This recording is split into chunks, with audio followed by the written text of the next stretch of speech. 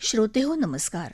आजच्या वृत्तविशेषमध्ये आपलं स्वागत. श्रोतेहो, केंद्रीय अर्थमंत्री निर्मला सीतारामन यांनी काल संसदेत 2026-27 या आर्थिक वर्षासाठीचा केंद्रीय अर्थसंकल्प सादर केला. या अर्थसंकल्पातल्या महाराष्ट्र तसंच रेल्वे क्षेत्रासाठीच्या तरतुदींबद्दलची चर्चा आपण आजच्या वृत्तविशेषमध्ये करणार आहोत.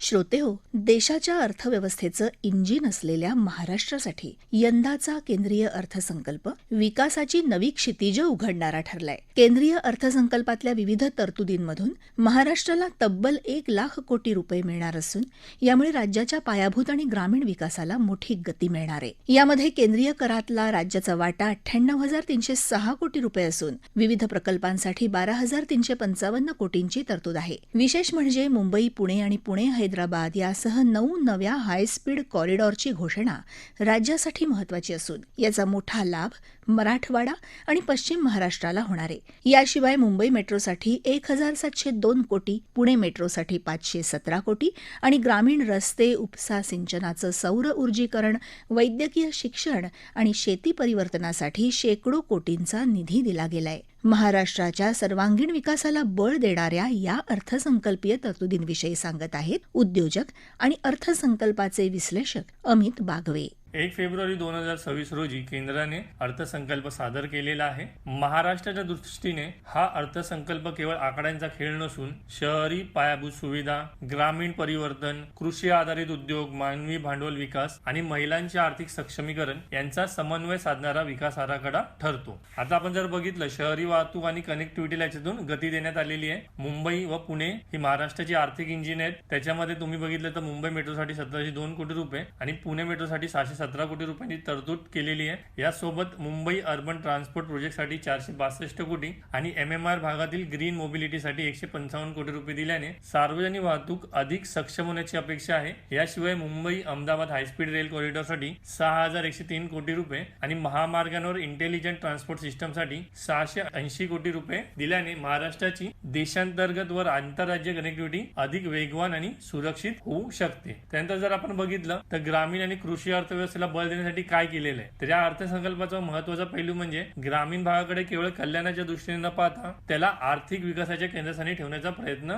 केलेला आहे. जर आपण बघितलं तर ग्रामीण रस्ते प्रकल्पासाठी 378 कोटी दिल्याने बाजारपेठांपर्यंत तो माल जो आहे शेतकऱ्यांचा तो पोहोचायला मदत होईल. कृषी आधारित बिझनेस नेटवर्कसाठी 167 कोटी आणि ॲग्री बिझनेस व रुरल ट्रान्सफॉर्मेशनसाठी 643 कोटी रुपये दिल्यामुळे शेतीपूरक उद्योग असतील, प्रक्रिया उद्योग असतील आणि ग्रामीण उद्योजकता त्याला चालना मिळणार आहे. तर तसंच आपण जर बघितलं तर उपसा सिंचन योजनांचं सौर ऊर्जीकरण करण्यासाठी 207 कोटी रुपये दिल्याने ऊर्जा खर्च सुद्धा कमी होणार आहे. म्हणजे इलेक्ट्रिसिटीचे खर्च होते, जी नॉर्मल इलेक्ट्रिसिटी जी आहे ट्रेडिशनल ती कमी होऊन आपल्याला सौर ऊर्जेवरती या सगळ्या गोष्टी वापरता येणार आहेत. त्यानंतर जर आपण बघितलं तर आर्थिक क्लस्टर आणि संस्थात्मक क्षमतेसाठी काय केलेलं आहे तर इकॉनॉमिक क्लस्टरसाठी 283 कोटी रुपये आणि प्रत्येक जिल्ह्यात संस्थात्मक संरचना क्षमता वाढीसाठी 240 कोटी रुपये ही तरतूद दीर्घकालीन दृष्टीने महत्वाची ठरू शकते. यामुळे काय होईल, जिल्हानिहाय उद्योग, कौशल्य विकास आणि गुंतवणूक यांना संस्थात्मक आधार मिळू शकेल. जर आपण बघितलं की डिव्हॉल्युशन ऑफ टॅक्सेस झालेलं आहे, त्याच्यामुळे महाराष्ट्राला जवळपास 98,000 कोटीच्या आसपास पैसे मिळणार आहेत. ही तरतूद राज्याच्या आर्थिक स्वायत्ततेसाठी निर्णायक ठरू शकते. तसंच या निधीमुळे राज्य सरकारला पायाभूत सुविधा, सामाजिक क्षेत्र आणि विकास प्रकल्पांसाठी अधिक सक्षम नियोजन करता येऊ शकणार आहे. जर त्यानंतर आपण बघितलं तर महत्वाचं काय असतं आपल्यासाठी, सगळ्यात महत्वाचं आरोग्य, शिक्षण. तर मानवी भांडवलाशिवाय विकास शक्य नाहीये. हे लक्षात घेऊन Maharashtra tertiary care medical education साठी 385 कोटी आणि development and applied knowledge and skill for human development साठी 313 कोटी रुपये दिले आहेत. त्याच्यामुळे काय होणार आहे, वैद्यकीय शिक्षण आहे, कौशल्य विकास आहे आणि जे चांगल्या प्रकारे स्किल लेबर जे म्हणतो आपण ते निर्माण व्हायला मदत होईल. त्या व्यतिरिक्त काय केलेलं आहे की मुंबईमध्ये आपण तर त्यांनी सांगितलंय की मुंबईमध्ये कॉन्टेंट क्रिएटर लॅब उभारणार आहेत. त्याच्यामुळे काय होईल की मुंबईमध्ये ऑलरेडी चांगल्या प्रकारे क्रिएटर्स आहेत चांगले, पण याच्यामुळे काय होईल की डिजिटल आणि क्रिएटिव्ह इकॉनॉमीला जास्त महत्व निर्माण होईल आणि तरुणांसाठी मीडिया, डिजिटल कंटेंट आणि नव्या प्रकारच्या रोजगार संधी निर्माण होऊ शकणार आहेत. आणि आपण जर बघितलं एक महत्वाची घोषणा केलेली सी मार्टची, तर सी मार्ट मुळे काय होणार की महिलांना कर्ज मिळणार आहे. सो ते जास्तीत जास्त कर्ज कोणाला मिळणार की कर्ज बचत गट असतील, स्टार्टअप असतील, लघु उद्योगाशी संबंधित महिला असतील त्यांना हे सरकार कर्ज देणार आहे. आपण जर बघितलं तर महाराष्ट्रामध्ये खूप मोठ्या प्रमाणात बचत गटांचं आणि महिला स्टार्टअपचं चांगल्या प्रकारे काम चालू आहे, तर त्याच्यातून सुद्धा नक्कीच महाराष्ट्राला फायदा होणार आहे. जर आपण बघितलं एकूण तर काय होईल की हा अर्थसंकल्प महाराष्ट्रासाठी इन्फ्रास्ट्रक्चर आधारित विकास, ग्रामीण शहरी समतोल, कृषी ते उद्योग रूपांतर आणि सर्वसमावेशक आर्थिक वाढ यांचा एक रोडमॅप ठरू शकते. जर या सगळ्या गोष्टी त्यांनी सांगितलेल्या आहेत त्या इम्प्लिमेंटेशनला आल्या तर नक्कीच ह्याच्यातून महाराष्ट्राला खूप मोठा फायदा होऊ शकतो. श्रोते हो, भारतीय रेल्वेला जागतिक दर्जाच्या वेगाशी जोडणारा यंदाचा अर्थसंकल्प खऱ्या अर्थानं ऐतिहासिक ठरलाय. रेल्वे मंत्रालयासाठी करण्यात आलेली 2,93,000 कोटींची विक्रमी भांडवली तरतूद ही आतापर्यंतची सर्वात मोठी तरतूद असून याद्वारे दळणवळणाचं संपूर्ण चित्र बदलण्याचा केंद्र सरकारचा मानस आहे. या अर्थसंकल्पाचं सर्वात मोठं वैशिष्ट्य म्हणजे मुंबई, पुणे, दिल्ली आणि वाराणसी यासारख्या प्रमुख शहरांना जोडणाऱ्या 7 नवीन हाय स्पीड रेल्वे कॉरिडॉरची घोषणा, प्रवाशांच्या सुरक्षिततेसाठी स्वदेशी बनावटीच्या कवच प्रणालीचा विस्तार आणि आता 44,000 किलोमीटरपर्यंत करण्यात येणार असून 2026च्या अखेरीला सुरू झालेली वंदे भारत स्लीपर ट्रेन ही राजधानी एक्सप्रेसला एक जलद आणि आधुनिक पर्याय म्हणून समोर येईल. या तरतुदींविषयी अधिक माहिती देत आहेत अर्थतज्ञ आणि अर्थसंकल्पाच्या विश्लेषक डॉक्टर गौरी पिंपळे. आर्थिक वर्ष 2026-27 साठी सादर झालेल्या केंद्रीय अर्थसंकल्पामध्ये भारतीय रेल्वेसाठी 2,81,000 कोटींची तरतूद आहे. ती आधीच्या वर्षामध्ये 2,52,000 कोटी होती. ती 2,52,000 कोटींवरून वाढून 2,81,000 कोटी इतकी केलेली आहे. आणि त्याचबरोबर रेल्वेच्या भांडवली खर्चासाठी 2,93,000 कोटींची तरतूद केली गेलेली आहे. या 2,93,000 कोटींमध्ये 36,000 कोटी हे रेल्वेच्या नवीन मार्गांसाठी, 37,000 कोटी हे एकेरी मार्गाचे दुहेरीकरण करण्यासाठी दिले गेलेले आहेत. जे याच्यामध्ये रेल्वेचा जो भांडवली खर्च आहे, एकेरी मार्गाचे दुहेरीकरण करणे, नवीन मार्ग तयार करणे, इंजिन कोचची व्यवस्था, त्यांचे मेंटेनन्स या सगळ्यासाठी वेगवेगळ्या प्रकारची तरतूद दिली गेलेली आहे. यामुळे त्याचबरोबर या अर्थसंकल्पामध्ये वेगवेगळ्या मार्गावरती बुलेट ट्रेन्सची घोषणा केलेली आहे. तसंच 7 हाय स्पीड रेल्वे दिलेले आहेत. या 7 high speed railway Mumbai, Pune, Bengaluru, Varanasi, Chennai, Siliguri या वेगवेगळ्या मार्गांवरती धावणार आहेत. त्याच्यामुळे या शहरांमधलं जे अंतर आहे ते फार कमी वेळात कापलं जाईल आणि त्याच्यामुळे दळणवळण वेगात झाल्यामुळे त्याचा सगळ्याच क्षेत्रातल्या व्यक्तींना फायदा होणार आहे की हे अंतर कापण्यासाठी फार कमी वेळ लागणार आहे. कारण या हाय स्पीड रेल्वे कॉरिडॉर मध्ये धावणाऱ्या जे रेल्वे असतील त्या रेल्वेचा वेग हा प्रति तास 250 ते 320 किलोमीटर इतका असणार आहे. त्याच्यामुळे फार वेगात हे अंतर कापलं जाणार आहे जिकडून हाय स्पीड रेल्वे जातील. त्याचबरोबर माल वाहतुकीसाठी एक वेगळी मार्गिका याची घोषणा करण्यात आली आहे या अर्थसंकल्पामध्ये. तो मार्ग सुरत ते डंकिनी, पश्चिम बंगाल इथपर्यंत जाणार आहे आणि हा पूर्णपणे फ्रेट कॉरिडॉर म्हणजे माल वाहतुकीसाठी आहे. त्याचा माल वाहतूकदारांना अर्थात व्यावसायिकांना फार मोठा फायदा होणार आहे. त्याचबरोबर कवच प्रणालीचा याच्यामध्ये उल्लेख केला गेला होता. कवच प्रणाली ही रेल्वेसाठी सुरक्षिततेच्या दृष्टीने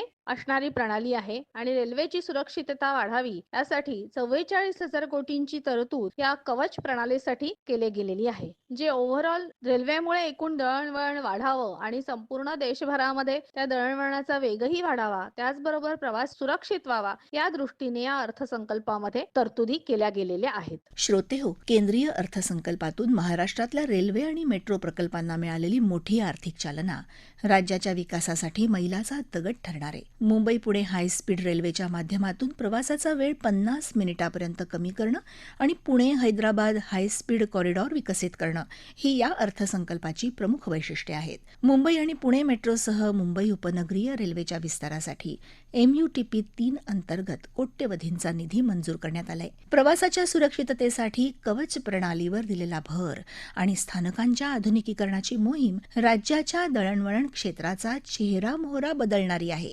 याबद्दल केंद्रीय रेल्वे मंत्री अश्विनी वैष्णव यांनी दिलेली माहिती आपण ऐकूया. 24,000 करोड़ रुपए का महाराष्ट्र के लिए बजट है. एग्जैक्ट नंबर बोले तो 23,926 करोड़, 23,926 करोड़ हमारे रेलवे वाले को टाटा की प्राइस लगा 26,000 करोड़ हुआ है.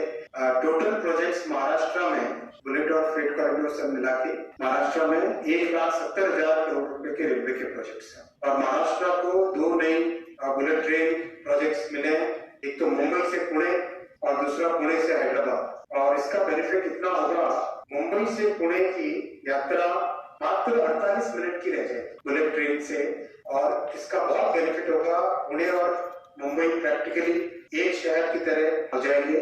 आप मुंबई में काम कंप्लीट करके पुणे जाइए, इतने बंधु की मिष्ठान भंडार से अपना सामान खरीद के बाकरवड़ी खाइए और बहुत अच्छा इससे बेनिफिट होगा। साथ ही साथ पुणे से हैदराबाद, ये प्रोजेक्ट से पुणे से हैदराबाद, जो कि दोनों बहुत बड़े आईटी और मैन्युफैक्चरिंग और इलेक्ट्रॉनिक्स के हब हैं, ये दोनों जुड़ जाएंगे तो 1 घंटे 55 मिनट की यात्रा रह जाएगी।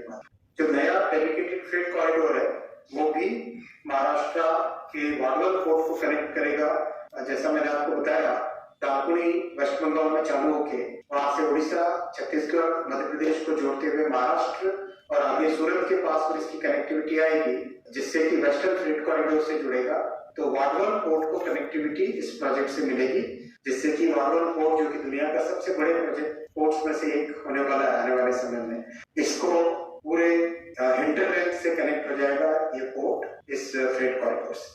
श्रोते हो, केंद्रीय अर्थसंकल्पातल्या रेल्वे विषयक तरतुदींचा महाराष्ट्राला काय लाभ होणार आहे याबद्दल अर्थसंकल्पाचे विश्लेषक अमित बागवे यांनी अधिक माहिती दिली. या अर्थसंकल्पातून काय काय मिळालेलं आहे ते आता आपण बघूया. की पहिली गोष्ट की निधीची तरतूद केलेली आहे. महाराष्ट्रातील रेल्वे प्रकल्पांसाठी यावर्षी 23,778 कोटी रुपयांच्या विक्रमी निधीची तरतूद केलेली आहे. मुंबईच्या रेल्वे नेटवर्कच्या विस्तार आणि आधुनिकीकरणासाठी अतिरिक्त 1200 कोटी रुपये जाहीर करण्यात आले आहेत. त्याच व्यतिरिक्त महत्त्वाच्या योजना जर बघितल्या आपण तर देशात 7 नवीन हायस्पीड रेल्वे कॉरिडॉरची घोषणा केलेली आहे. त्यापैकी 2 महत्त्वाचे मार्ग महाराष्ट्रातून जाणार आहेत. पहिला म्हणजे मुंबई ते पुणे जो केलेला आहे प्रकल्प, तर मुंबई पुणे प्रकल्पामुळे मुंबई पुणे दरम्यानचा प्रवासाचा वेळ जो आहे तो केवळ 45 ते 50 मिनिटावर येणार आहे या हायस्पीड रेल्वे कॉरिडॉरमुळे. आणि तिथून पुढे मग पुणे ते हैदराबाद असा तो जाणार आहे. यामुळे पश्चिम आणि दक्षिण भारतामधील कनेक्टिव्हिटी वाढेल. तसंच पूर्व पश्चिम डेडिकेटेड फ्रेट कॉरिडॉर सुरू करण्यात येणार आहे, ज्याच्यामध्ये गुजरात मधल्या सुरत ते पश्चिम बंगाल मधल्या दानकुनी असा नवीन मालवाहू रेल्वे मार्ग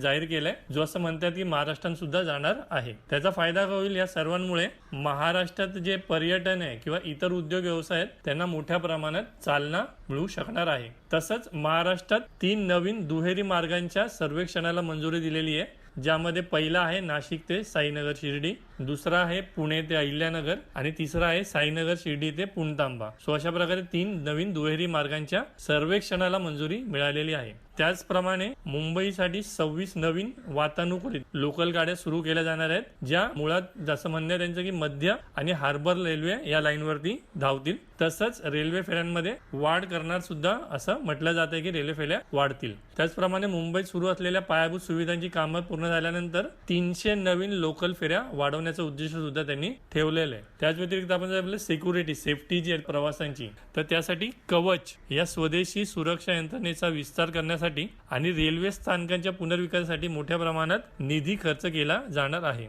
तसंच आता काय होतं, बऱ्याचदा ट्रेन उशिरा येतात किंवा गडबड चालू असते ट्रेनची, तर 2 लोकल गाड्यांमधील वेळेचं अंतर जे आहे सध्या 180 सेकंद आहे ते कमी करून 120 सेकंद ते 150 सेकंदापर्यंत करण्याचा प्रयत्न आहे, की ज्यामुळे काय होईल की गर्दी कमी होईल आणि जास्त लवकर प्रवास करता येईल आपल्याला. तर आपण बघितलं तर अशा प्रकारे मुंबईत आणि महाराष्ट्रात रेल्वेच्या माध्यमातून चांगल्या प्रकारे काही सकारात्मक बदल घडतील.